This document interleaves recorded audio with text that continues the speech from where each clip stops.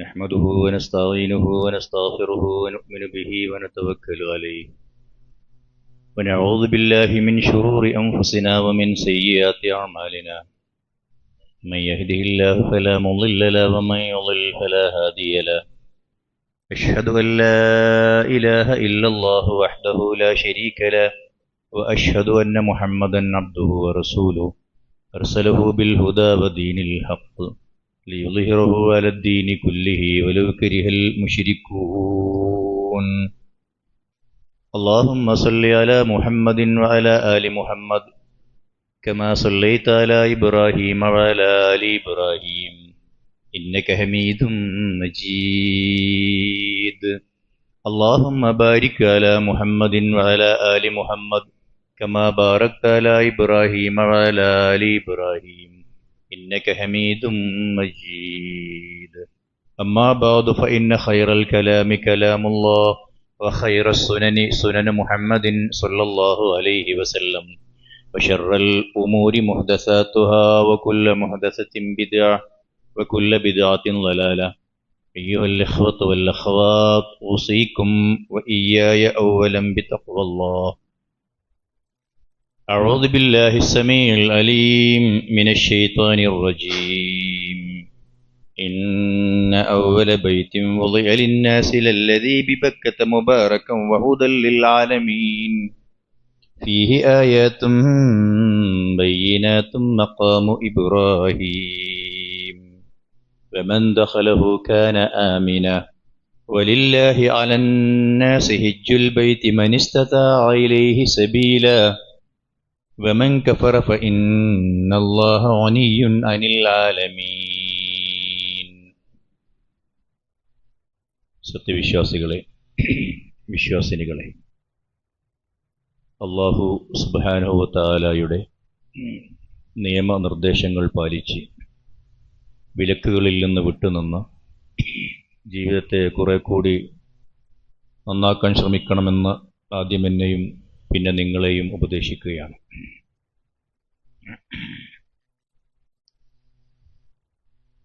ദുൽഹജ്ജ് മാസത്തിൻ്റെ വളരെ പ്രാധാന്യവും പവിത്രവുമായ സമയങ്ങളിലൂടെ നമ്മൾ കടന്നു പോകുന്നു. ലോകത്തിൻ്റെ വിവിധ കോണുകളിൽ നിന്ന് നമ്മുടെ സഹോദരങ്ങൾ, ദശലക്ഷക്കണക്കിന് ആളുകൾ ഹജ്ജ് ലക്ഷ്യം വെച്ച് ലബ്ബൈക്ക് പറഞ്ഞ് ഇപ്പോൾ മക്കയിലും മദീനയിലുമായിട്ടുണ്ട്. നമ്മിൽ പലരും ഹജ്ജ് കർമ്മം നിർവഹിച്ചവരാണ്. എന്നാൽ കുറേ ആളുകൾ ഹജ്ജ് ഒരാഗ്രഹമായി തന്നെ കൊണ്ടു നടക്കുന്നവരുമാണ്. എന്നാൽ മറ്റു ചിലരുടെ മനസ്സിൽ അങ്ങനെ ഒരാഗ്രഹം വന്നിട്ടേ ഉണ്ടായിട്ടില്ല എന്ന അവസ്ഥയുമുണ്ട്. ഹജ്ജ് നൽകുന്ന ചില സന്ദേശങ്ങളുണ്ട്. വളരെ ചുരുക്കി ആ ഒരു വിഷയത്തിലൂടെ കടന്നു പോകാനാണ് ആഗ്രഹിക്കുന്നത്. ഹജ്ജ് കൊണ്ടൊരുപാട് നേട്ടങ്ങൾ ഒരു വിശ്വാസിക്കുണ്ടാകുന്നു. അയാളുടെ ആയുഷ്കാലത്ത് അയാൾ ചെയ്തു പോയ ദോഷങ്ങളൊക്കെയും പൊറുക്കപ്പെട്ട് മാതാവിൻ്റെ വയറ്റിൽ നിന്ന് ഭൂമിയിലേക്ക് വരുന്ന സന്ദർഭത്തിൽ എത്ര പാപരഹിതനായിരുന്നുവോ ആ ഒരു വൃത്തിയുള്ള അവസ്ഥയിലേക്ക് ഒരു മനുഷ്യൻ മടങ്ങിപ്പോവുക എന്നത് ചില്ലറ കാര്യമല്ല. ദുനിയാവിൽ ജീവിക്കുമ്പം സ്വാഭാവികമായും സംഭവിച്ചു പോകുന്ന തെറ്റുകളുണ്ട്, കരുതിക്കൂട്ടി ചെയ്യുന്ന തെറ്റുകളുമുണ്ട്. ആ തെറ്റുകുറ്റങ്ങളിൽ നിന്ന് മോചിതനായാൽ പരലോകത്ത് സ്വർഗമുറപ്പിക്കുക എളുപ്പമാണ്. അതുകൊണ്ട് തന്നെ കോടിക്കണക്കിന് സമ്പത്ത് കെട്ടിപ്പൂട്ടി വെച്ചതുകൊണ്ട് ലഭിക്കാത്തൊരു മഹാസൗഭാഗ്യം ഹജ്ജിലൂടെ വിശ്വാസികൾക്ക് ലഭിക്കുന്നു എന്നതാണ് നമ്മൾ മനസ്സിലാക്കേണ്ടത്. അതിൻ്റെ അനുഷ്ഠാനങ്ങൾ ഖുദൂ അന്നീ മനാസിക്കക്കും എന്ന് പ്രവാചകൻ പറഞ്ഞ അനുഷ്ഠാനങ്ങൾ തീരുമാനിക്കുന്നത്, നമ്മൾ ആചരിക്കേണ്ടത് അള്ളാഹുവിൻ്റെ പ്രവാചകനിലൂടെ കാണിച്ചു തന്ന രീതി എന്താണോ അതനുസരിച്ചായിരിക്കണം. അത് വേറെ പഠിക്കണം. അതുപോലെ തന്നെ അതിൻ്റെ ആത്മീയ തലമുണ്ട്, വിശ്വാസപരമായ. വതസവ്വദു ഫഇന്ന ഖൈറ സാദി തഖ്വ. അതിനുവേണ്ടിയുള്ള നിങ്ങൾ പാഥേയമൊരുക്കണം. ഒരുപക്ഷെ വർഷങ്ങൾക്ക് മുമ്പ് അല്ലെങ്കിൽ മാസങ്ങൾക്ക് മുമ്പ് ഹജ്ജ് എന്ന സ്വപ്നം മനസ്സിലുണ്ടാകുന്ന കാലം തൊട്ട് ഹജ്ജിന് വേണ്ടി മക്കയിൽ എത്തുന്നത് വരെ മനുഷ്യൻ ഇതിനു വേണ്ടി ഒരുങ്ങണം. ആ ഒരുങ്ങുന്ന സന്ദർഭത്തിൽ ഉണ്ടാക്കിയെടുക്കേണ്ട വളരെ പ്രധാനപ്പെട്ട ഒരു സാധനം തഖ്വ, സൂക്ഷ്മതാബോധം എന്നതാണ്. സൂക്ഷ്മതാബോധമില്ലെങ്കിൽ പിന്നെ അതിന് അർത്ഥമുണ്ടാവാതെ പോകും. നമ്മുടെ ആരാധനകളൊക്കെയും ലഅല്ലക്കും തത്തഖൂൻ, നിങ്ങൾക്ക് ഈ സൂക്ഷ്മത ഉണ്ടാവാൻ വേണ്ടിയാണ് എന്നാണ് അല്ലാഹു സുബ്ഹാനഹു വ തആല നമ്മെ അറിയിക്കുന്നത്. അതുകൊണ്ട് തന്നെ നമ്മളെ സംബന്ധിച്ചിടത്തോളം ഹജ്ജിനെത്തിപ്പെടുന്ന ഓരോ ആളുകളും ഒരുപാട് നന്മകൾ നേരിട്ട് അനുഭവിക്കുകയാണ്. മശ്ആറുകളിലൂടെ കടന്നു പോകുമ്പോൾ അയാൾ ഒരു വല്ലാത്ത വ്യത്യസ്ത വിചാരങ്ങൾക്ക് അടിമപ്പെടുകയും അതിന് വശംവദനാവുകയും അതനുഭവിച്ചറിയുമ്പോൾ ഉണ്ടാകുന്ന വല്ലാത്തൊരു സുഖം മനസ്സിലുണ്ടാവുകയും പ്രാർത്ഥനാ നിർഭരമായൊരു ഒരു അവസ്ഥയിലേക്ക് അങ്ങനെ എടുത്തെറിയപ്പെടുകയും മനുഷ്യൻ തന്നെ ആകെ മാറിപ്പോവുകയും ചെയ്യുന്ന വല്ലാത്തൊരവസ്ഥ കാണാം. മർമ്മപ്രധാനം വഅത്തിമ്മുൽ ഹജ്ജ വൽ ഉംറത ലില്ലാ, അത് അള്ളാഹുവിന് വേണ്ടി മാത്രമാവണം, നിയ്യത്ത് ഖാലിസാവണം എന്നർത്ഥം. ആളുകൾക്കിടയിൽ ഹാജി എന്ന പേര് കിട്ടാനോ അല്ലെങ്കിൽ പോയില്ലെങ്കിൽ നാട്ടിൽ ഒരു നിലയും വിലയും ഉണ്ടാവില്ലെന്ന് കരുതിയോ ആവരുത് ഹജ്ജിന് പോകുന്നത് എന്നതാണ് വളരെ പ്രധാനപ്പെട്ട പ്രശ്നം. ഹജ്ജിന് നിയ്യത്തുണ്ട്. ആ നിയ്യത്ത് മറ്റുള്ള നിയ്യത്ത് പോലെയല്ല. മറ്റതൊക്കെ നമ്മൾ മനസ്സിൽ കരുതുന്നു. എന്നാൽ ഹജ്ജിൻ്റെത് മാത്രം നമ്മൾ ഉംറയുടെയും ഹജ്ജിന്റെയും കൃത്യമായി ആ ലഫ്ള് ഉച്ചരിച്ചുകൊണ്ട് പറയുന്നു. ആ ഒരു അവസ്ഥയിൽ ഹജ്ജിന് വേണ്ടി ഒരാൾ ഇറങ്ങി പുറപ്പെടുകയാണ് വീട്ടിൽ നിന്ന്. അയാൾ മീഖാത്തിലെത്തുമ്പോഴാണ് അയാൾ ഇഹ്റാമിൽ പ്രവേശിക്കുന്നത്. പക്ഷേ മീഖാത്തിൽ അയാൾ ആകാശലോകത്തു കൂടെ പറന്നു പോവുകയാണ് ചെയ്യുന്നത്. അതുകൊണ്ട് അതിന്റെ സുന്നത്തുകളും സംഗതികളുമൊക്കെ, സുന്നത്തായ കുളി പോലെയുള്ള സംഗതികൾ, അതുപോലെ തന്നെയുള്ള ബാക്കിയുള്ള കാര്യങ്ങളുമൊക്കെ അയാൾ വീട്ടിൽ നിന്ന് തന്നെ ചെയ്തിറങ്ങുകയാണ്. എയർപോർട്ടിൽ നിന്ന് കയറി നമ്മൾ ജിദ്ദ എയർപോർട്ടിൽ എത്തുന്നതിന്റെ ഒരു 20 മിനിറ്റ് മുമ്പ് മീഖാത്തിലൂടെ കടന്നു പോകുമ്പോൾ നമ്മൾ ഇഹ്റാമിൽ പ്രവേശിക്കുന്നു. ഈ ഇഹ്റാമോടുകൂടി അയാൾ ഹാജിയായി മാറുകയാണ്. നമ്മൾ തമത്തുവായ ഹജ്ജിന് വേണ്ടിയാണ് സാധാരണഗതിയിൽ ഇവിടെ നിന്നൊക്കെ പോകുന്ന ആളുകൾ ഇഹ്റാമിൽ പ്രവേശിക്കാറ്. അയാൾ ഉംറയ്ക്ക് വേണ്ടി നിയ്യത്ത് വെക്കുന്നു. അങ്ങനെ ഉംറയ്ക്ക് വേണ്ടി നിയ്യത്ത് വെക്കുന്നതോടുകൂടി അയാളുടെ സകല സ്ഥാന വസ്ത്രങ്ങളും അയച്ചു വെക്കുന്നു. അതിൽ രാജാവുണ്ട്, അതിൽ പ്രജയുണ്ട്, അതിൽ പണക്കാരനുണ്ട്, അതിൽ പണിക്കാരനുണ്ട്, അടിമയുണ്ട്, ഉടമയുണ്ട്, എല്ലാവരുമുണ്ട്. പക്ഷേ അവർക്കൊക്കെ ഉണ്ടായിരുന്ന സ്ഥാനവസ്ത്രങ്ങളുണ്ട്. ആ വസ്ത്രങ്ങളായിരുന്നു അവർക്ക് പെരുമ നൽകിയിരുന്നതും അയാളുടെ വലിപ്പം കാണിച്ചിരുന്നതും. അതൊക്കെ അയച്ചു വെക്കണം. അതൊക്കെ അയച്ചു വെച്ച് ഒരു തുണിയും ഒരു മുണ്ടുമായി മാത്രം മാറുന്നു. ലോകത്തിന്റെ വിവിധ കോണുകളിൽ നിന്ന് വരുന്ന ലക്ഷക്കണക്കിന് ആളുകൾ, പുരുഷന്മാരായ ആളുകൾ അങ്ങനെ തന്നെ ചെയ്തു കൊള്ളണം. ഒരു സമത്വത്തിന്റെ മഹത്തായ ഉദാഹരണം ഓരോ ആണ്ടിലും അല്ലാഹു സുബ്ഹാനഹു വ തആല ലോകത്തിന് കാണിച്ചു കൊടുക്കുന്നു. അവിടെ ഇസ്ലാം സ്ത്രീകൾക്ക് ഇളവ് നൽകി. അവരുടെ ആവശ്യങ്ങൾ പരിഗണിച്ചുകൊണ്ട് അവരെ സംബന്ധിച്ചിടത്തോളം അവരെ നിർബന്ധമായും മറക്കേണ്ട സ്ഥലങ്ങൾ, ഔറത്തുകൾ മുഴുവൻ മറക്കുന്ന രൂപത്തിൽ ഏത് ഡ്രസ്സും ധരിക്കാം, ഏത് കളറുമാവാം, വെള്ളയാവണമെന്നില്ല. അങ്ങനെ അല്ലാഹു സുബ്ഹാനഹു വ തആല, പക്ഷേ അവർ മുഖം മറക്കരുത്, അവർ കയ്യുറ ധരിക്കരുത്. ഇത് രണ്ടും വെളിവായി തന്നെ കിടക്കണമെന്ന് കൃത്യമായി നിർദ്ദേശിക്കുന്നു അള്ളാഹുവിന്റെ മതം. അതുകൊണ്ട് തന്നെ മനുഷ്യനെ സംബന്ധിച്ചിടത്തോളം മനുഷ്യൻ എപ്പോഴും ഒരു അവനവന്റെ ചെറിയ വൃത്തത്തിൻ്റെ അകത്ത് കറങ്ങുന്ന ആളാണ്. ഞാനും എൻ്റെ ഭാര്യയും എൻ്റെ കുട്ടികളും എന്ന ഒരു ചെറിയ വൃത്തം വരച്ച് ആ വൃത്തത്തിനകത്ത് മാത്രം കറങ്ങുന്ന എത്രയോ ആളുകളുണ്ട്. അവരാ വട്ടത്തിൽ നിന്ന് പുറത്തിറങ്ങൂല. ആ വട്ടത്തിൽ അങ്ങനെ കറങ്ങും. മനുഷ്യൻ പിശുക്കനായി പോകുന്നത്, മനുഷ്യൻ സൽക്കർമ്മങ്ങളിൽ നിന്ന് വിട്ടുനിന്നു പോകുന്നത്, മനുഷ്യൻ സാമൂഹ്യ ജീവിതം അവസാനിപ്പിക്കുന്നത് ഒക്കെ ഈ വൃത്തത്തിന്റെ വ്യാസവും ആരവും കുറയുമ്പോഴാണ്. അങ്ങനെ കൃത്യമായി ചെറുതായിട്ട് വരച്ചിട്ട് ആ വട്ടങ്ങളിൽ നിന്ന് ലോകത്തിന്റെ വലുപ്പത്തിലേക്ക് വലിച്ചിറക്കുകയാണ് ഹജ്ജ്. ഇഹ്റാമിലൂടെ അയാൾ എന്ത് ചെയ്യുന്നു? ഒരു ലോകത്തിന്റെ വലുപ്പത്തിലേക്ക്, മനുഷ്യ ഇതല്ല നീ, അങ്ങനെ ഒരു ചെറിയ വട്ടത്തിനകത്ത് ജീവിക്കേണ്ടവനല്ല നീ വന്നു നോക്കൂ. ലക്ഷോപലക്ഷം ആളുകൾ, നിന്നെ പോലെയുള്ള വിശ്വാസികളായ ആളുകൾ വന്നു നിൽക്കുന്നു. ലോകം മറ്റൊന്നുണ്ട്. കിണറ്റിലെ തവളയെ പോലെയുള്ള ഒരു മാനസികാവസ്ഥയല്ല നിനക്കുണ്ടാവേണ്ടത് എന്ന് അള്ളാഹുവിന്റെ മതം പറയുന്നു. എന്നിട്ട് ലോകത്തോട്, ലോകത്തിന്റെ വലിപ്പത്തിലേക്ക് പോകുമ്പോൾ ഹജ്ജ് ആവർത്തിച്ച് അവനെ കൊണ്ട് പ്രഖ്യാപിക്കുകയും പ്രതിജ്ഞ എടുപ്പിക്കുകയും ചെയ്യുന്നത് ലാ ഇലാഹ ഇല്ലല്ലാഹ് എന്ന മർമ്മമാണ്. അള്ളാഹുവിന്റെ പ്രവാചകൻ ഹജ്ജിന് പോകുന്ന ഹദീസ് ഇങ്ങനെ വിശദീകരിക്കുന്നിടത്ത് ജാബിർ ബിൻ അബ്ദുല്ലാ റളിയല്ലാഹു തആല അൻഹു പറയുന്ന ഹദീസിൽ ഫഅഹല്ല ബിത്തൗഹീദ് ലബ്ബൈക അല്ലാഹുമ്മ ലബ്ബൈക ലബ്ബൈക ലാ ശരീക ലക് എന്ന് തുടങ്ങുന്ന ഈ തൽബിയത്ത് ഫഅഹല്ല ബിത്തൗഹീദ് എന്ന് കൃത്യമായി തൗഹീദാണ് ആ പ്രഖ്യാപനം. അള്ളാഹുവിനെ മാത്രമേ ഞാൻ വിളിച്ച് പ്രാർത്ഥിക്കുകയുള്ളൂ, ആരാധിക്കുകയുള്ളൂ. അവന് വേണ്ടി മാത്രമേ എൻ്റെ നമസ്കാരം, നോമ്പ്, ഹജ്ജ്, സക്കാത്ത്, സദഖ, പുണ്യം ആഗ്രഹിച്ചുകൊണ്ട് ഞാൻ ചെയ്യുന്നതൊക്കെയും അള്ളാഹുവിന്റെ പ്രീതി മാത്രമേ അതിൽ ആഗ്രഹിക്കുകയുള്ളൂ ഞാൻ എന്ന് പ്രഖ്യാപിക്കണം.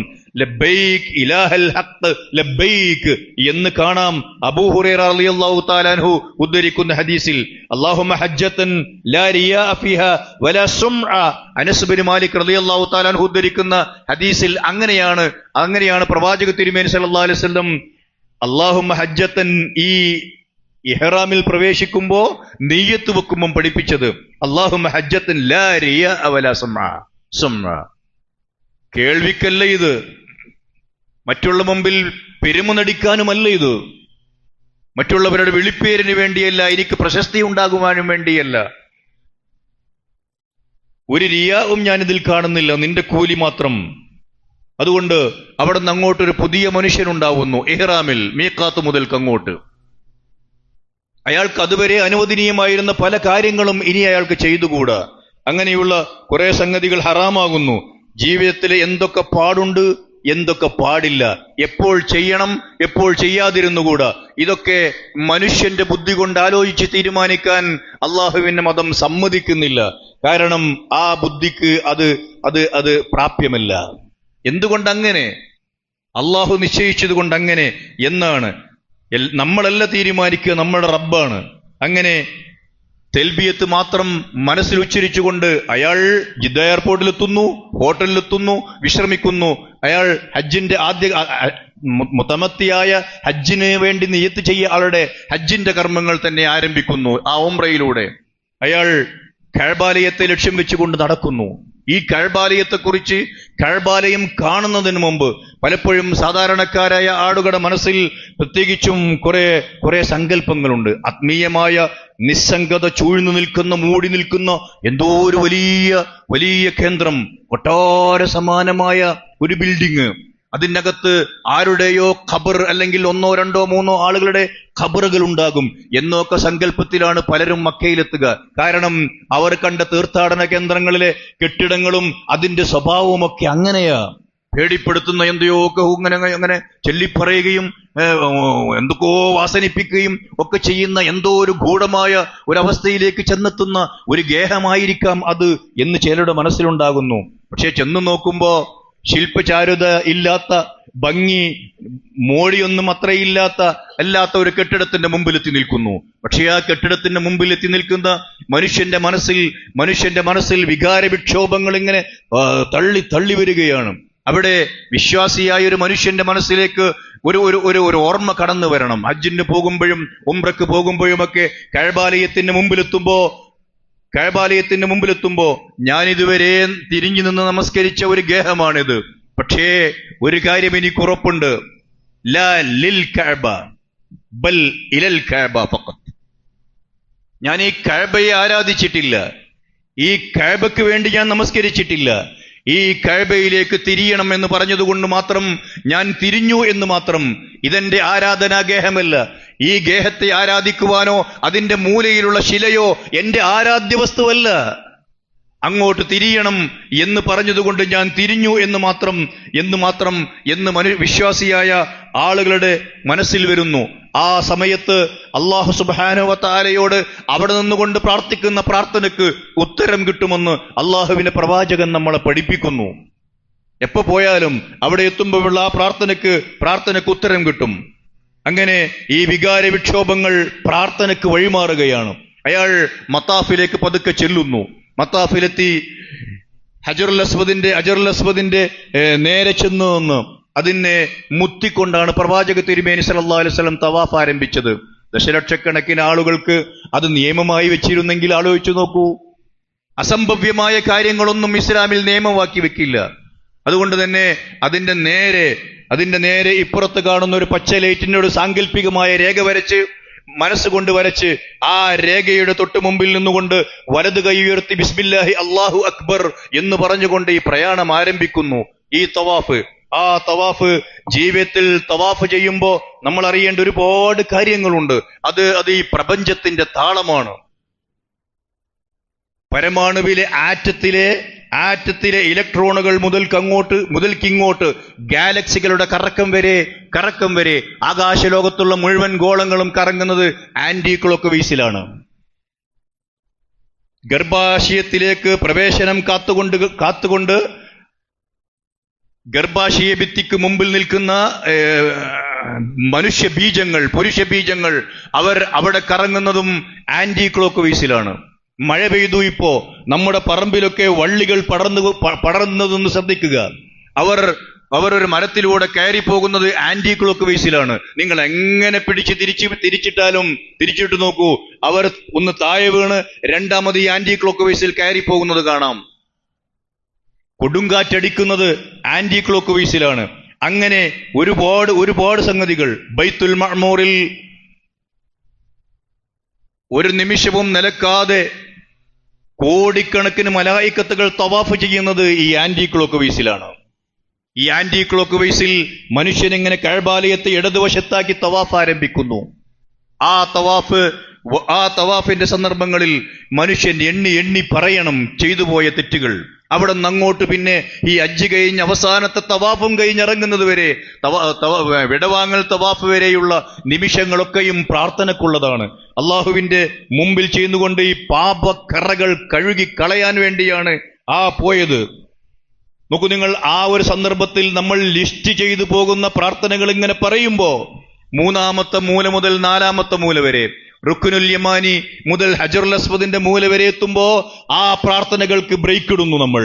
റബ്ബനാ ആതിനാ ഫിദ്ദുനിയ ഹസന വഫിൽ ആഖിറതി ഹസനതൻ വഖിനാ അദാബന്നാർ എന്ന ഒറ്റ പ്രാർത്ഥനയിലേക്ക് ഒതുങ്ങുന്നു. എന്തേ അങ്ങനെയാണ് പ്രവാചകൻ കാണിച്ചു തന്നത്. ഒരു പ്രാർത്ഥന ഇങ്ങനെ തുടർത്തിയിട്ട് അതിങ്ങനെ അവസാനിപ്പിക്കുന്നതിന് മുമ്പ് റുക്നുൽ യമാനി എത്തിയാൽ ആ പ്രാർത്ഥന അവിടെ അവസാനിപ്പിക്കുന്നു. റബ്ബനാ ആതിനാ ഫിദ്ദുനിയ ഹസന വഫിൽ ആഖിറതി ഹസനതൻ വഖിനാ അദാബന്നാർ എന്ന പ്രാർത്ഥന ഹജറുൽ അസ്വദിന്റെ മൂല തീരുന്നത് വരെ വിശ്വാസി പറയുന്നു. അങ്ങനെയാണത്. അതാണ് ഇസ്ലാം മതം എന്ന് പറയുന്നത്. അങ്ങനെ പ്രാർത്ഥിച്ച് ഏഴ് തവാഫ് അവസാനിപ്പിച്ച് അയാൾ മഖാമു ഇബ്രാഹിമിന്റെ പിന്നിലേക്ക് മാറി നിന്ന് 2 റക്അത്ത് നമസ്കരിക്കുന്നു. വിശുദ്ധ ഖുർആനിൽ തൗഹീദ് പ്രഖ്യാപനം ചെയ്യുന്ന 2 സൂറത്തുകൾ ഓതണമെന്ന് സുന്നത്ത്. ഒന്ന് സൂറത്തുൽ കാഫിറൂൻ ഒന്നാമത്തെ റക്അത്തിലും സൂറത്തുൽ ഇഖ്ലാസ് രണ്ടാമത്തെ സൂറത്തിലും. പിന്നീട് അയാൾ അവിടെ നിന്നും പ്രാർത്ഥിക്കുന്നു. അല്പം മാറി നിന്ന് സംസം വെള്ളം കുടിച്ചതിന് ശേഷം അയാൾ സഈന് വേണ്ടി പോകുന്നു. സഈന് വേണ്ടി പോകുമ്പോ നമ്മളെ സംബന്ധിച്ചിടത്തോളം കുറെ ഓർമ്മകൾ വിശ്വാസികളായ ആളുകളുടെ മനസ്സിലുണ്ടാകും. സഈ ആ സഫാ കുന്നിലേക്ക് പതുക്കെ കയറി ചെല്ലുന്ന വിശ്വാസിയുടെ മനസ്സിൽ ഓളം തട്ടി വരുന്ന ഒരുപാട് ഓർമ്മകളുണ്ട്. ഇബ്രാഹിം നബി അലൈഹി സ്വലാത്തു വസ്സലാമയുടെ, ഹാജറ ബീവിയുടെ, ഒരു ചോര പൈതലായ ഇസ്മായിൽ ദാഹം കൊണ്ട് കരയുന്ന ഒരുപാട് അവസ്ഥകൾ.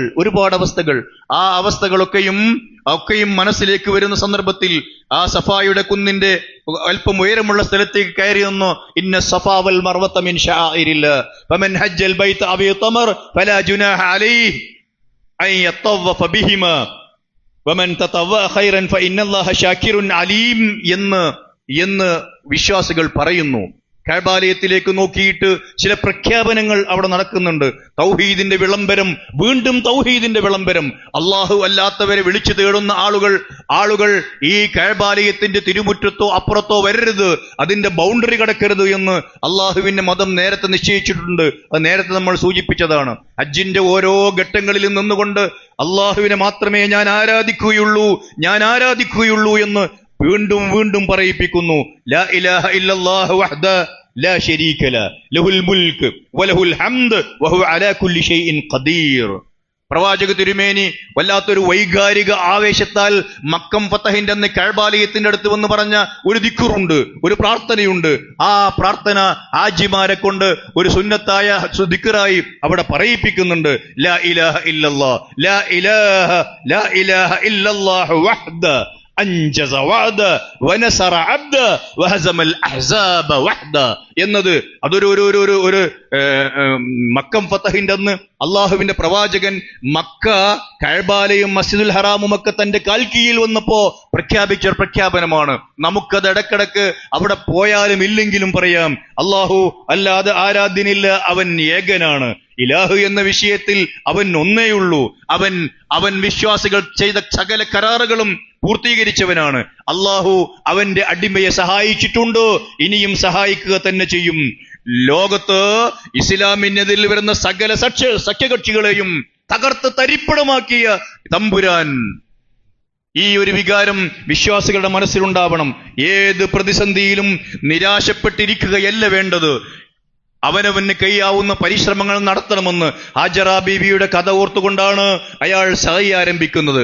ആ സഹിന്റെ പച്ച ലൈറ്റിന്റെ താഴെയൂടെ അയാൾ പതുക്കെ ഒന്നോടുമ്പോ ഹാജറ ബീവി അയാളുടെ മനസ്സിൽ വരുന്നു. സ്വാഭാവികമായും അവിടെ പഠിപ്പിക്കുന്ന വല്ലാത്തൊരു തവക്കുലിന്റെ പാഠമുണ്ട്.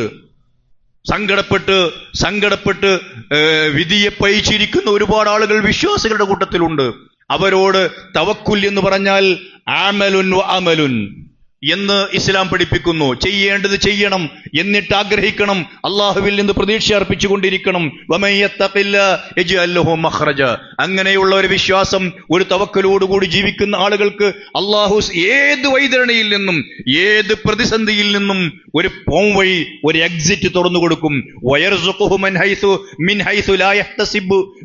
വിചാരിക്കാത്ത വഴികളിലൂടെ അയാൾക്ക് വിഭവങ്ങൾ നൽകിക്കൊണ്ടിരിക്കും. അയാളുടെ രോഗമാണെങ്കിൽ രോഗം മാറ്റിക്കൊടുക്കും. സന്താനലബ്ധിയാണെങ്കിൽ അത് നൽകും.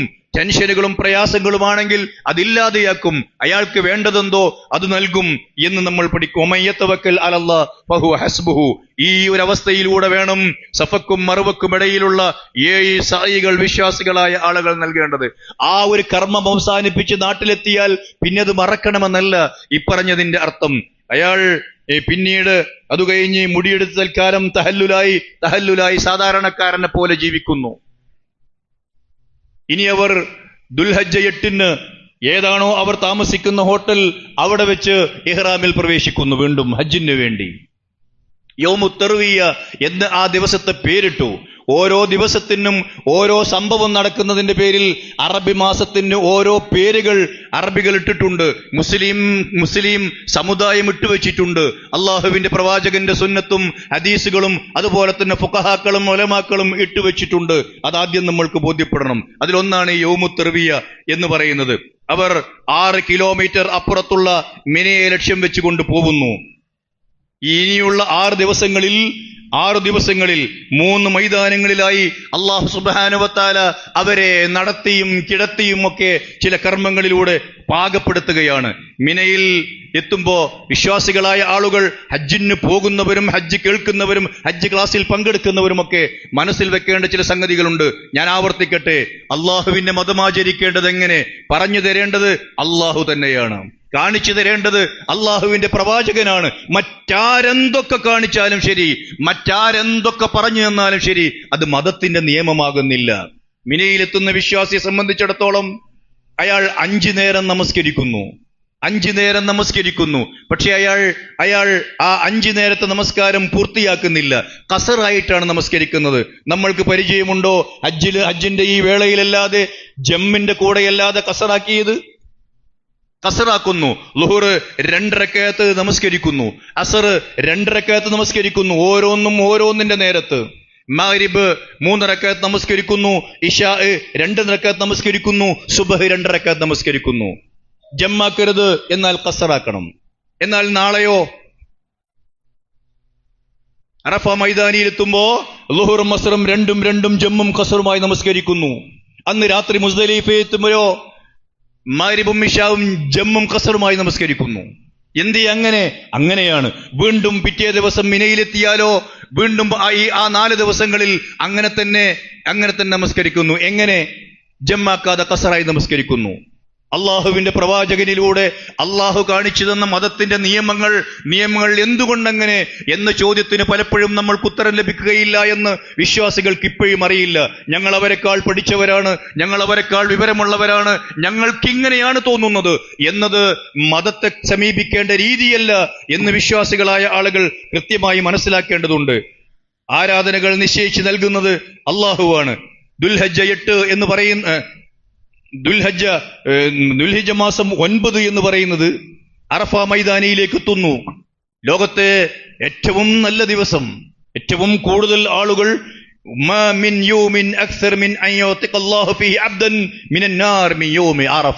അറഫ ദിനത്തെക്കാൾ മറ്റൊരു ദിവസവും അല്ലാഹു സുബ്ഹാനഹു വ തആല നരകത്തിൽ നിന്ന് ആളുകളെ മോചിപ്പിക്കുന്നില്ല. നരകത്തിൽ നിന്ന് ആളുകൾ മോചിതമാകുന്നത് എപ്പോഴാണ്? ഞാൻ ആദ്യം പറഞ്ഞ പോലെ പാപസുരക്ഷിതരാകുമ്പോ, പാപരഹിതരാകുമ്പോ. ഏറ്റവും കൂടുതൽ ആളുകളുടെ ജീവിതത്തിൽ പാപം പൊറുക്കപ്പെടുന്ന ഒരു ദിനമാണ് ആ ദിവസം എന്ന് റസൂലുള്ളാഹി സ്വല്ലല്ലാഹു അലൈഹി വസല്ലം പഠിപ്പിക്കുന്നു. ആ ദിനത്തിലാണ് അള്ളാഹുവിന്റെ മലായിക്കത്തിനെ നോക്കിയിട്ട് അള്ളാഹു ആകാശ ലോകത്ത് താഴേക്ക് ഇറങ്ങി വന്ന് അള്ളാഹുവിന്റെ മലക്കുകളെ വിളിച്ചുകൊണ്ട് അള്ളാഹു സുബ്ഹാനഹു വ തആല ആവേശത്തിൽ ഊറ്റം കൊണ്ടുകൊണ്ട് അവരോട് ചോദിക്കും, മാ അറാദ ഹഉലായി, ആ വന്ന് നിൽക്കുന്ന ആളുകൾ ഉദ്ദേശിക്കുന്ന എന്താണെന്ന് നിങ്ങൾക്കറിയാമോ? ബാക്കി പറയുന്നില്ല. എന്താണ് അവരുടെ ലക്ഷ്യം? ആ ലക്ഷ്യം അവർ അവരുടെ വീടും കുടിയും കുട്ടികളെയും സമ്പാദ്യങ്ങളെയും കച്ചവടവും വ്യാപാരങ്ങളും തൊഴിലും ഒക്കെ നാട്ടിലിട്ടേച്ചുകൊണ്ട് ഈ വന്നത് എന്തിനാണ്? അവർ ഇത്രയേറെ ലക്ഷക്കണക്കിന് രൂപ മുടക്കുന്നത് എന്തിനാണ്? എന്തിനാണ് അവരുടെ ശരീരം ഇങ്ങനെ ക്ഷീണിക്കുന്നത്? പലരും ജീവിതത്തിൽ ഇത്ര ക്ഷീണിച്ച ദിവസങ്ങൾ ഉണ്ടായിട്ടില്ല. ഇത്രമേൽ ശരീരം കഷ്ടപ്പെട്ട ദിനങ്ങൾ ആജിമാർക്ക് ഉണ്ടായിട്ടില്ല, പലർക്കും ഉണ്ടായിട്ടില്ല. സമൂഹത്തിന്റെ ഉയർന്ന ശ്രേണിയിൽ നിന്ന് പോകുന്ന ആളുകളെ സംബന്ധിച്ചിടത്തോളം ഹജ്ജ് ഭാരമേറിയ ഒരു ജോലി തന്നെയാണ്, ഭാരമേറിയ ഒരു ജോലി തന്നെയാണ്. മാ അറാദു ഇല്ലൽ മഗ്ഫിറ, പാപമോചനം മാത്രമാണ് അവർ ആഗ്രഹിക്കുന്നത്. അള്ളാഹുവിന്റെ തൃപ്തി മാത്രമാണ് അവർ ആഗ്രഹിക്കുന്നത്. അള്ളാഹുവിന്റെ സാമീപ്യവും അള്ളാഹുവിനെ പരലോകത്ത് കണ്ടുമുട്ടണം എന്നതും മാത്രമാണ്. അള്ളാഹു പറയുന്നു, അവരെന്താണോ ആഗ്രഹിക്കുന്നത് അതവർക്ക് ലഭിക്കാതിരിക്കുകയില്ല എന്ന്. ഇതാണ് ഹജ്ജ്. ഹജ്ജിന് ചെലവാക്കുന്ന പണത്തെക്കുറിച്ചല്ല സമ്പന്നന്മാരായ ആളുകൾ ഓർക്കേണ്ടത്, അതുവഴി ഉണ്ടാകുന്ന നേട്ടങ്ങളെ കുറിച്ചാണ്. ഒരു തിരിച്ചറിവിന്റെ വേദിയാണ് അറഫ മൈതാനം.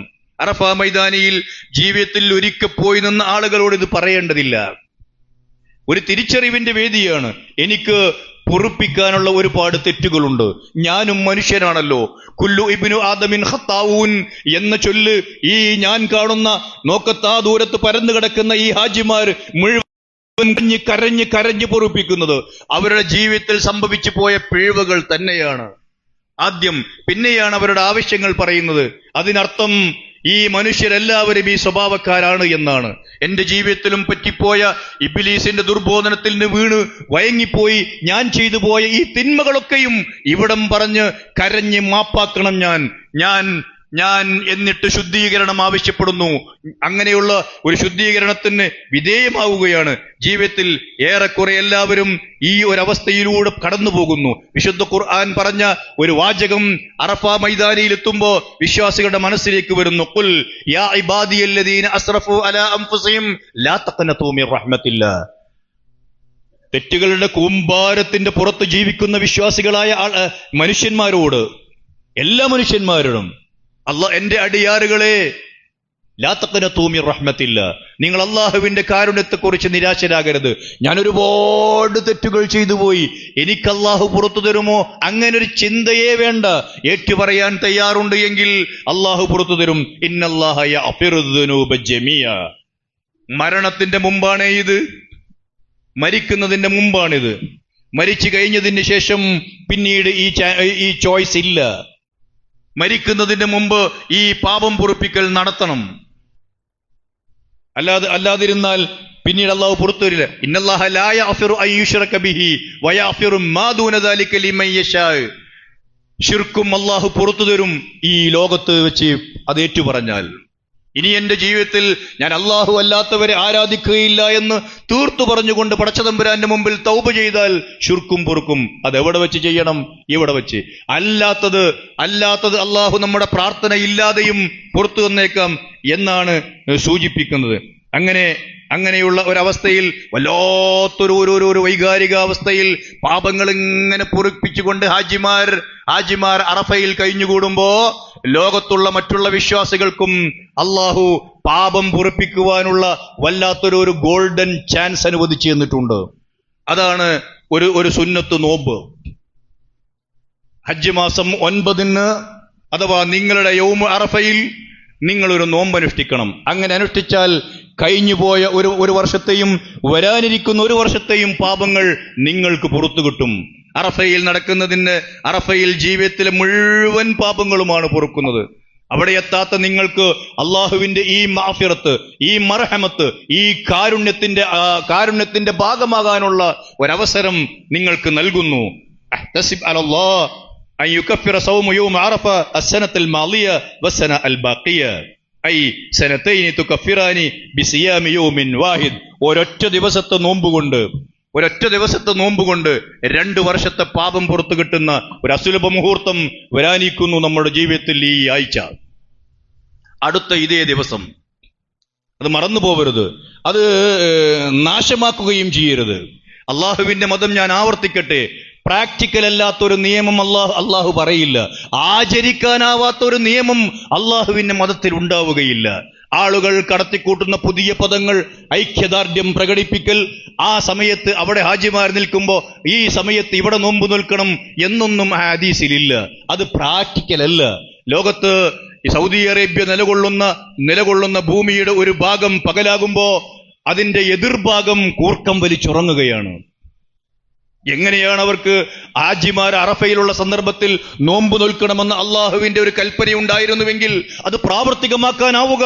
അള്ളാഹുവാണ് നിയമമുണ്ടാക്കുന്നത്, അള്ളാഹുവിന്റെ പ്രവാചകനാണ് അത് കാണിച്ചു തന്നത്. ഞാൻ ഉളുഹിയ്യത്തിന്റെ ഹദീസ് ഓതിയല്ലോ കഴിഞ്ഞ ആഴ്ച, നിങ്ങൾ ദുൽഹജ്ജ് മാസപ്പിറവി ദർശിച്ചാൽ എന്ന് തുടങ്ങുന്നു. അവിടെ ഓരോ നാട്ടിലും മാസങ്ങൾ വേറെയാണ്. അവിടെ വെള്ളിയാഴ്ച, ഇവിടെ വെള്ളിയാഴ്ചയല്ലേ, കലണ്ടർ നോക്കിയല്ലേ ളുഹർ ബാങ്ക് കൊടുത്തത് എന്ന ചോദ്യത്തിന് പ്രസക്തിയില്ല. വിവരക്കേടാണ് അതൊക്കെയും. അള്ളാഹുവിന്റെ ദീനിന്റെ പ്രമാണങ്ങളെ കൊഞ്ഞനം കുത്തുകയാണ് അതുവഴി ചെയ്യുന്നത് എന്ന് ഈ അൽപ്പന്മാർ മനസ്സിലാക്കേണ്ടതുണ്ട്. വിശ്വാസികളായ ആളുകൾക്ക് അള്ളാഹുവിന്റെ ഖുർആനിനോടൊപ്പവും വിശുദ്ധ പ്രവാചകന്റെ ഹദീസിനൊപ്പവും നിൽക്കാനല്ലാതെ മറ്റു മാർഗമൊന്നുമില്ല. അതുകൊണ്ട് നമ്മളെ സംബന്ധിച്ചിടത്തോളം വെള്ളിയാഴ്ച, ശനിയാഴ്ചയാണ് നമ്മുടെ ദുൽഹജ്ജ് 10, വെള്ളിയാഴ്ചയാണ് നമ്മുടെ യൗമ അറഫ. അഥവാ യൗമ അറഫ എന്നത് ദുൽഹജ്ജ് 9 മറ്റൊരു പേരാണ്. അയ്യാമുത്ത് ശരീഖ് ഈ 3 ദിവസങ്ങളുടെ മറ്റൊരു പേരാണ്. യൗമുൻ നഹർ ഈദുൽ അദ്ഹ ദിവസത്തിന്റെ ദുൽഹജ്ജ് 10 മറ്റൊരു പേരാണ്. അപ്പൊ അങ്ങനെയുള്ള ചില സംഗതികൾ ആളുകൾക്ക് അറിയാഞ്ഞിട്ടില്ല. നോക്കൂ, നിങ്ങൾ വളരെയേറെ വിശ്വാസി സ്ഫുടം ചെയ്ത് കറ കളഞ്ഞ ഒരവസ്ഥയിൽ നിൽക്കുന്ന വല്ലാത്തൊരു മുഹൂർത്തത്തിൽ അറഫയിൽ മാരിബ് ബാങ്ക് വിളിക്കുന്നു, മാരിബ് ബാങ്ക് കേൾക്കുന്നു. പക്ഷേ അവിടെ വെച്ച് നമസ്കരിച്ചുകൂടെന്ന് അല്ലാഹുവിന്റെ മതം പറയുന്നു. ഒരു മനുഷ്യൻ ജീവിതത്തിൽ നമസ്കരിക്കുന്ന ഏറ്റവും ഇഖ്ലാസോടുകൂടി നമസ്കരിക്കാൻ കിട്ടിയ ഒരു സമയം അതേ അറഫ മൈതാനിയിൽ വെച്ച് ചെയ്യരുതെന്ന നിയമം. അതെന്താ അങ്ങനെ എന്ന് തിരിഞ്ഞെന്ന് ചോദിച്ചാൽ അതെനിക്ക് ഉൾക്കൊള്ളാനാവുന്നില്ല എന്നൊരാൾ പറഞ്ഞാൽ പോവാൻ പറഞ്ഞു. അയാളോട് അറഫ നേടിത്തന്ന തിരിച്ചറിവുകൾ ഒക്കെ കൈമോശം വരാതെ കാത്തു സൂക്ഷിക്കുവാനുള്ള ആലോചനകൾക്ക് വേണ്ടി ആ പവിത്ര ബോധം അങ്കുരിക്കുന്ന മഷ്അറുൽ ഹറാമിലേക്ക് നടക്കൂ. അവിടെ ചെന്നതിന് ശേഷം ജമ്മും ഖസറുമായി മാരിബും ഇശാവും നമസ്കരിക്കൂ. അവിടെ പിശാചിന്റെ പ്രേരണയാൽ ചെയ്തുപോയ തെറ്റുകുറ്റങ്ങൾ പൊറുപ്പിക്കുകയായിരുന്നു ഇത്രയും നേരം. വിദ്യാർത്ഥികൾ അവരുടെ പാഠങ്ങൾ വീണ്ടും വീണ്ടും വായിച്ചുരുവിട്ട് ഉറപ്പിക്കാറുണ്ടല്ലോ മനസ്സിൽ. ചില ബോധങ്ങൾ ആവർത്തിച്ചുറപ്പിക്കേണ്ടി വരും. അങ്ങനെ ആവർത്തിച്ചുറപ്പിക്കാൻ ഒരു പച്ച മണലിൽ കയ്യിലുള്ള ഒരു വിരിപ്പ് വിരിച്ച് ലക്ഷക്കണക്കിന് ആളുകൾ കിടക്കുന്നു. അവിടെ മറ്റ് ദിക്റുകളോ മറ്റ് ദുആകളോ സംഗതികളോ ഒന്നും നിയമമാക്കി വെച്ചിട്ടില്ല. അവിടെ നിയമമാക്കി വെക്കുന്നത് എന്റെ മുഖ്യ ശത്രുവായ ഇബ്ലീസിനോട് ഇനി ഞാൻ പടപൊരുതണം, എനിക്ക് അഅ്മാലു സ്വാലിഹാത്തുകൾ ജീവിതത്തിൽ ഇനിയും ഇനിയും ഇനിയും വർദ്ധിപ്പിക്കണം. ഇബ്ലീസ് എന്നെ വഞ്ചിക്കുകയായിരുന്നു, ഇനി അവന്റെ വഞ്ചനയിൽ ഞാൻ കുടുങ്ങിക്കൂടാ എന്ന ഒരവസ്ഥയാണുള്ളത്. എന്നിട്ട് സുബഹി ബാങ്ക് വെക്കുമ്പോൾ എഴുന്നേറ്റ് സുബഹി നമസ്കരിച്ച് ദീർഘമായി പ്രാർത്ഥിച്ച് തന്റെ മുഖ്യ ശത്രുവായ ഇബ്ലീസിനോടുള്ള പക മനസ്സിൽ ഇങ്ങനെ കത്തിച്ചു നിർത്തിയിട്ട് 7 ചെറിയ ചരൽക്കല്ലുകൾ പൊറുക്കി അയാൾ യാത്രയാകുന്നു ജംറയിലേക്ക് പോയിട്ട് ബിസ്മില്ലാഹി അല്ലാഹു അക്ബർ എന്ന് പറഞ്ഞ് തക്ബീർ ഉച്ചരിച്ചുകൊണ്ട് ഈ 7 കർമ്മം നടത്തുന്നു. അത് ഇബ്ലീസ് എന്നതിനെ നേരെറിയലാണോ? അങ്ങനെയുള്ള ചോദ്യങ്ങൾക്കൊന്നും പ്രസക്തിയില്ല. ആ ഒരു വൈകാരിക ഭാവത്തെ മനസ്സിൽ നിന്ന് ഇല്ലാതെയാക്കാൻ ഹാജിക്ക് സാധിക്കണം. ഇബ്ലീസ് കൂടുകെട്ടി കിടക്കാൻ എന്റെ മനസ്സിൽ ഇനി പാടില്ല എന്നുണ്ടാവണം. അങ്ങോട്ട് പോകുമ്പോൾ അയാൾ ലബ്ബൈക്ക് അല്ലാഹുമ്മ ലബ്ബൈക്ക് എന്ന തൽബിയത്താണ് ചൊല്ലിയത്. വിജയശ്രീലാളിതനായി അയാൾ തിരിച്ചു പോരുമ്പോ തക്ബീർ അല്ലാഹു അക്ബർ അല്ലാഹു അക്ബർ അല്ലാഹു അക്ബർ ലാ ഇലാഹ ഇല്ലല്ലാഹു അല്ലാഹു അക്ബർ തക്ബീർ ചൊല്ലിക്കൊണ്ട് തിരിച്ചു പോരുന്നു. വല്ലാത്തൊരു വൈകാരിക ഭാവമാറ്റങ്ങളാണ് വിശ്വാസികളായ ആളുകൾക്കുണ്ടാകുന്നത്. പിന്നീട് അയാൾ മിനയിൽ താമസിക്കുന്നു. 3 ദിവസവും കൂടി. പിന്നെ ഉച്ചയ്ക്ക് ശേഷം അയാൾ പോയി കല്ലെറിയുന്നു. അവിടങ്ങളിലൊക്കെയും ഹാജിയാണെന്ന ബോധത്തോടുകൂടി ദിക്റും ദുആയിലുമൊക്കെ കഴിഞ്ഞുകൂടിക്കൊണ്ട് അയാൾ പാകപ്പെടുന്നു. പിന്നീട് അയാൾ താമസ സ്ഥലത്തേക്ക് പോകുന്നു. ഇനി അന്ന് ദുൽഹജ്ജ് 10 തന്നെ തവാഫുൽ ഇഫാദ അയാൾക്ക് നടത്തേണ്ടതുണ്ട്. എന്നാൽ അസൗകര്യമുള്ള ആളുകൾക്ക് അത് പിന്നീട് ചെന്നിട്ടായാലും മതിയെന്ന്. ഈ ദുൽഹജ്ജ് 10 ഒരുപാട് കാര്യങ്ങളുണ്ട്. മുടിയെടുക്കേണ്ടതുണ്ട്, അറുക്കേണ്ടതുണ്ട്. അറുക്കൽ സർക്കാർ ഏറ്റെടുത്ത് ചെയ്യുന്നത് കൊണ്ട് ഹാജിമാരെ സംബന്ധിച്ചിടത്തോളം വലിയ പ്രശ്നമില്ല. മുടിയെടുക്കേണ്ടതുണ്ട്. ഈ ജംറയിൽ പോയി ഈ മുടിയെടുക്കലും കൂടിയൊക്കെ ചെയ്യുമ്പോൾ അയാൾ ഭാഗികമായി തഹല്ലുലാകുന്നു. തവാഫും കൂടി ചെയ്യുന്നതോടുകൂടി അയാൾക്കെല്ലാം ഹലാലായി മാറുന്നു. പിന്നീട് അയാൾ ഒരു സാധാരണക്കാരനായി ജീവിച്ച് എന്നാൽ മക്ക വിട്ട് പുറത്തു പോരുന്ന ഹാജി തവാഫുൽ വിദാ കൂടി ചെയ്ത് പുറത്തു പോരുന്നു. ഇങ്ങനെ ഒരു ഹജ്ജ് പൂർത്തിയാകുന്നു. ഞാൻ സൂചിപ്പിക്കുന്നത് ഇതൊരു വികാരമാണ്. ഈ വികാരത്തോടൊപ്പം നമ്മൾ ഉണ്ടാവണം. ഇതൊരാഗ്രഹമാണ്. ആഗ്രഹമായി മനസ്സിലിട്ട് കാലം കഴിക്കാതെ ആഗ്രഹത്തിന്റെ പൂർത്തീകരണത്തിന് വേണ്ടി പ്രാർത്ഥിക്കുകയും പ്രവർത്തിക്കുകയും എന്നിട്ട് അതിനു വേണ്ടി ഹജ്ജിന് പോവാനുള്ള ഒരു മനസ്സ് തയ്യാറെടുക്കുകയും വേണമെന്നാണ് ഇതുവരെ ഹജ്ജ് ചെയ്യാത്ത സഹോദരങ്ങളായ ആളുകളോട്, സഹോദരിമാരോട് എനിക്ക് സൂചിപ്പിക്കാനുള്ളത്. ആയുഷ്കാലത്തിൽ ഒരിക്കലെങ്കിലും ഈ ഹജ്ജിൽ പങ്കെടുക്കുവാൻ അല്ലാഹു സുബ്ഹാനഹു വ തആല നമുക്കും നാമുമായി ബന്ധപ്പെട്ട് ജീവിക്കുന്ന മുഴുവൻ ആളുകൾക്കും തൗഫീഖ് നൽകി അനുഗ്രഹിക്കുമാറാവട്ടെ. അൽഹംദുലില്ലാഹ് വസ്സലാത്തു വസ്സലാമു അലാ അഷ്റഫിൽ അംബിയാഇ വൽ മുർസലീൻ വഅലിഹി വസഹ്ബിഹി അജ്മഈൻ അമ്മാ ബഅദ്. അയ്യുഹൽ ഇഖ്വ വൽ അഖവാത്ത് ഉസീകും വഇയ്യായ സാനിയം ബിത്തഖ്വല്ലാഹ്. സഹോദരന്മാരെ, സഹോദരികളെ, അല്ലാഹുവിൻ്റെ നിയമനിർദ്ദേശങ്ങൾ പാലിച്ചുകൊണ്ട് കുറെ കൂടി നന്നായി ജീവിക്കാൻ ശ്രമിക്കണമെന്ന് എന്നെയും നിങ്ങളെയും ഉണർത്തുകയാണ്. നമ്മുടെ മക്കൾ പരീക്ഷകളൊക്കെ പാസ്സായി അങ്ങോട്ടും ഇങ്ങോട്ടുമൊക്കെ പോകാൻ ശ്രമിക്കുന്ന ഒരു സമയമാണിപ്പോൾ. അതൊരു വിഷയമായി തന്നെ പറയേണ്ടതാണ്. ഇപ്പോൾ സമയമില്ല. ധാർമ്മിക മൂല്യങ്ങൾ ഉയർത്തിപ്പിടിച്ചുകൊണ്ട് ജീവിക്കാൻ ആവശ്യമായ വിദ്യാഭ്യാസം അവർക്ക് ലഭിക്കുന്നുവോ ഇല്ലേ എന്ന് പരിശോധിക്കേണ്ട ബാധ്യത മാതാപിതാക്കൾക്കുണ്ട് എന്ന് ഗൗരവത്തോടു കൂടി ഒറ്റ സെന്റൻസ് ഞാൻ പറഞ്ഞു വെക്കുകയാണ്. അടുത്ത വെള്ളിയാഴ്ച നമ്മൾ വരുന്നതിന് മുമ്പ് അവർ കലാലയങ്ങളിലേക്ക്, ക്ലാസ് റൂമിലേക്ക് പോകും. അവർക്ക് മതവിദ്യാഭ്യാസം ലഭിക്കുന്നുണ്ടോ ഇല്ലേ എന്നൊന്ന് പരിശോധിക്കണ്ടേ? കുറ്റം പറഞ്ഞാൽ മതിയാവോ? മദ്രസകളൊക്കെ തുറക്കുകയാണ്. മദ്രസകളിലേക്ക് നമ്മുടെ കുട്ടികൾ എത്തുന്നുവോ ഇല്ലേ എന്ന് പരിശോധിക്കണം. അള്ളാഹുവിൻ്റെ ഷിആറുകളെ ആദരിക്കുകയും ബഹുമാനിക്കുകയും ചെയ്യുന്ന നല്ലവരിൽ നമ്മെ ഉൾപ്പെടുത്തി അനുഗ്രഹിക്കുമാറാവട്ടെ. ആയുഷ്കാലത്തിൽ ഒരു പ്രാവശ്യമെങ്കിലും ഹജ്ജിൽ പങ്കെടുക്കുവാനുള്ള ആഗ്രഹം നിലനിർത്തുകയും അതിനു വേണ്ടി അധ്വാനിക്കുകയും പ്രാർത്ഥിക്കുകയും പ്രവർത്തിക്കുകയും ചെയ്യുന്നവരുടെ കൂട്ടത്തിൽ അള്ളാഹു നമ്മെ ഉൾപ്പെടുത്തുമാറാവട്ടെ. അതിന് അള്ളാഹു സുബ്ഹാനഹു വ തആല നമുക്കെല്ലാവർക്കും ഒരു പ്രാവശ്യമെങ്കിലും അതിനുള്ള അവസരം നൽകി അനുഗ്രഹിക്കുകയും ചെയ്യുമാറാവട്ടെ. സർവശക്തനായ തമ്പുരാനെ, ഞങ്ങളെ ഒരു പ്രാവശ്യമെങ്കിലും ഹജ്ജിന് ലബ്ബൈക്ക് പറയാനുള്ള അവസരമൊരുക്കി സഹായിക്കണമേ തമ്പുരാനെ. ഞങ്ങളിൽ നിന്ന് വന്നുപോയ എല്ലാ പിഴവുകളും നീ വിട്ടുപുറത്ത് മാപ്പാക്കി തരണമേ തമ്പുരാനെ.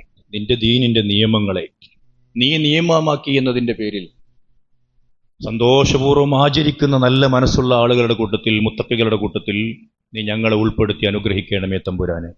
നിന്റെ മതാചാരങ്ങൾക്ക് മുമ്പിൽ സംശയത്തിന്റെ പുകമറ സൃഷ്ടിക്കുന്നവരുടെ കൂട്ടത്തിൽ നിന്ന് നീ ഞങ്ങളെ രക്ഷപ്പെടുത്തണമേ തമ്പുരാനെ. ഞങ്ങളിൽ രോഗം മൂലം കഷ്ടപ്പെടുന്ന ആളുകൾക്ക് നീ ശിഫ നൽകണമേ നാഥ. ഞങ്ങളിൽ മാനസികമായി തീറ്റുന്നവർക്ക് നീ ആശ്വാസം പകർന്നു കൊടുക്കണമേ തമ്പുരാനെ.